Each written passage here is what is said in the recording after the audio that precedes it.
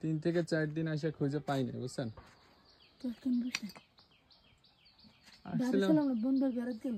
বোনের বাড়িতে ছিলেন? যাই হোক,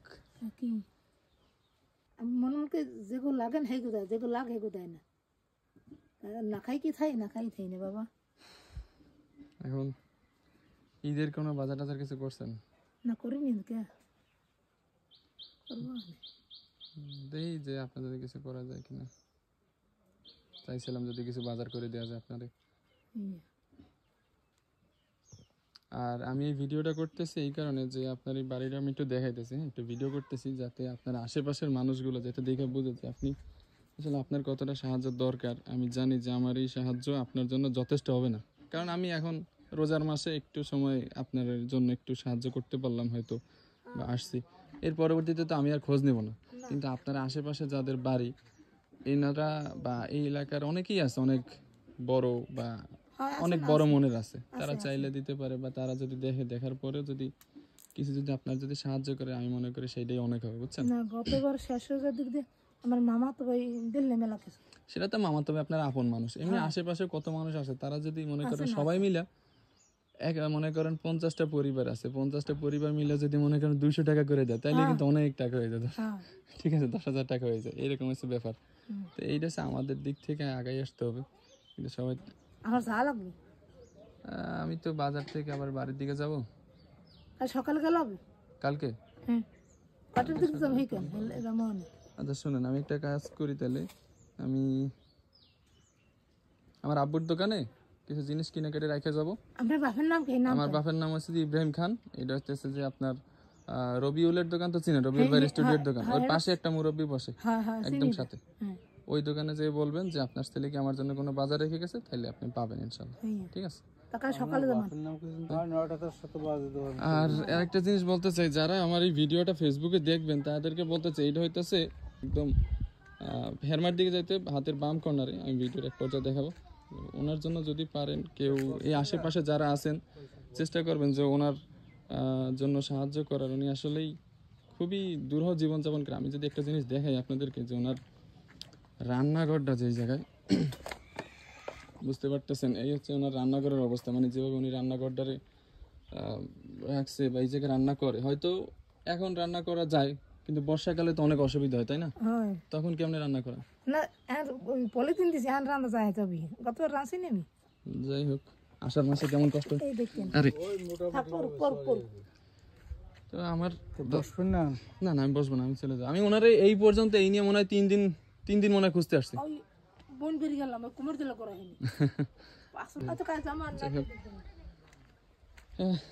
যদি এই দেবরাজের আশেপাশে অনেকেই আছেন, আমি জানি, যারা আর কি ওনারে সাহায্য করার মতো অনেক বড় অ্যাবিলিটি রাখেন, আমার একটাই দাবি থাকবে যে ওনারে যদি কিছু সাহায্য করা যায় আপনাদের নিজেদের পক্ষ থেকে, যদি প্রত্যেকে যদি 200 টাকা করেও দেয়, তাও আমার মনে হয় 5টা মানুষ দিলে 1000 টাকা হয়ে যায়, যেটা তার জন্য অনেক এনাফ হবে।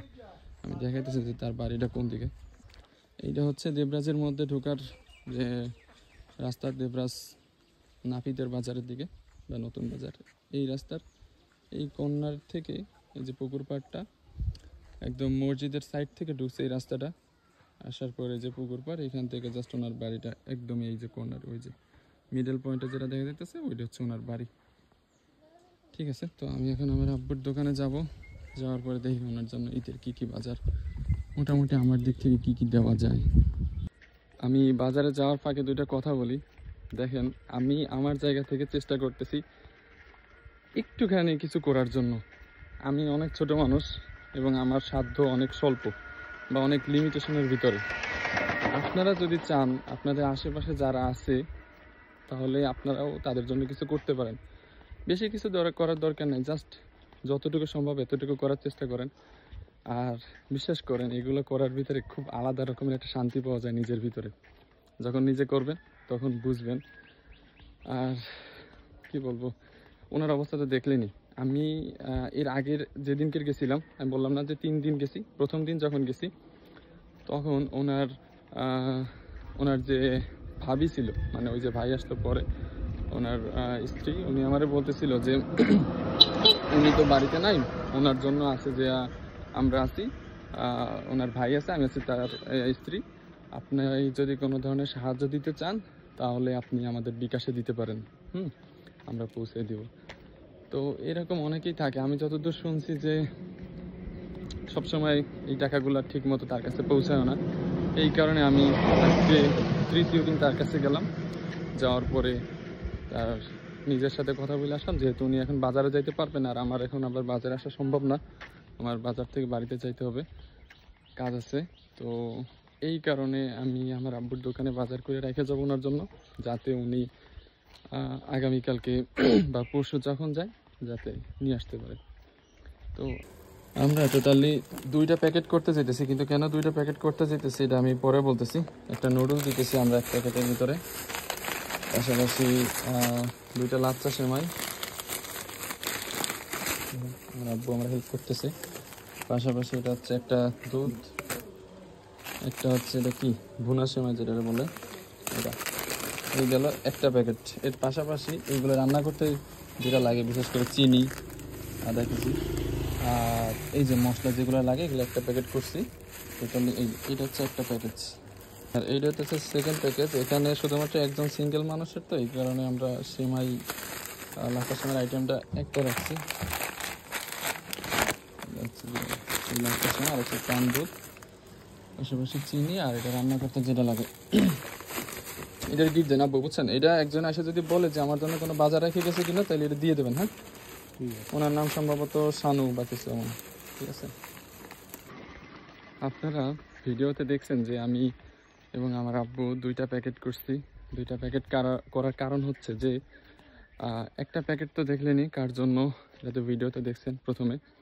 আর দ্বিতীয় প্যাকেটটা হইতেছে আমার প্রতিবেশী এক মামা রিসেন্টলি মারাত্মকভাবে গাড়ি অ্যাক্সিডেন্ট করছে, যার উপরে তার পুরো পরিবারটাই চলে বলা যায়। তার অসুস্থ বাবা আছে এবং ছেলে মেয়ে 3 জন, যাদের প্রত্যেকেরই বয়স যথাক্রমে যদি বলি এরকম একজন হয়তো 15 বছর হবে না, 12 বছর, আরেকজনের হয়তো 6 বছর, আরেকজনের 1 থেকে 1.5 বছর বয়স। আর উনি আমাদের এই রাস্তায় অটো চালায়। তো মাশাআল্লাহ ভালোই চলতেছিল, কিন্তু হঠাৎ করে একটা অ্যাক্সিডেন্ট করার কারণে ওনার সম্ভবত ডান হাতের একদম 2টা আঙুল একদমই থেতলে গেছে এবং তার অবস্থা খুবই ভয়াবহ। বর্তমানে আছে খুলনা 250 বেডে হয়তো, যাই হোক। তো আমি চেষ্টা করতেছি যে যেহেতু ওনার উপর থেকে ওনার ফ্যামিলিটা চলে, আমাদের তো সবার তো ঈদ আসতেছে, অনেক আনন্দ কাজ করতেছে, অনেক কিছুই প্ল্যানিং আছে। হয়তো ওনারও প্ল্যানিং ছিল, কিন্তু আল্লাহ চায় নাই, তাই তার ঈদটা হয়তো এবার ভালো যাইতেছে না। আর যাই হোক, এই কারণে আমি চেষ্টা করতেছি যে আমি যদি কিছু পারি তাদের ঈদের বাজার করে দেওয়ার জন্য, অন্তত ঈদের দিন আমরা যে মিষ্টি মুখটা করি এতটুকু, এটাই আমি চেষ্টা করতেছি। এই কারণে আমার 2টা প্যাকেট করা। ওনার প্যাকেটটা একটু বড় করছি, আর সিঙ্গেল যে ওনার জন্য একটা সেমাই কম রাখছি, এতটুকু ডিফারেন্স। আপনারা যদি পারেন কেউ আমার আশেপাশে, যারা এই বাড়ির আশেপাশে আছেন, বাবলু মামারে সাহায্য করার চেষ্টা করবেন। আসলেই ওনার খুব মারাত্মক রকমের অ্যাক্সিডেন্ট হয়েছে, যেটার কারণে বেশ অন্তত 1 সপ্তাহের মতো আছে ডাক্তারখানায়।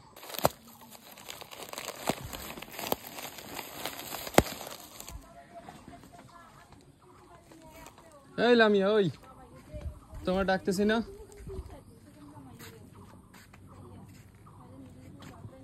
আন্টি ভালো আছেন? মামা আসছে? কি অবস্থা এখন তার? এইটা রাখো না, আরে নাও,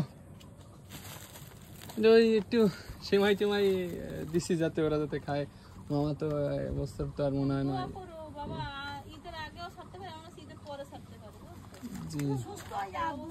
হ্যাঁ হ্যাঁ, সুস্থ হয়ে ভালো চিকিৎসাটা পাক, এটাই দোয়া করি। দেখি কইছে সব হইলে মারামারি কাটাকাটি রোজাগার লোক। জি জিজ্ঞেসে তুমি কি? আমি জিবেক চালাই, জিবেক অ্যাক্সিডেন্ট করছি এই বলে ডাক্তারে কইছে না আর অপারেশন আগে করব। জি যাই হোক, এখন কি অবস্থা আছে?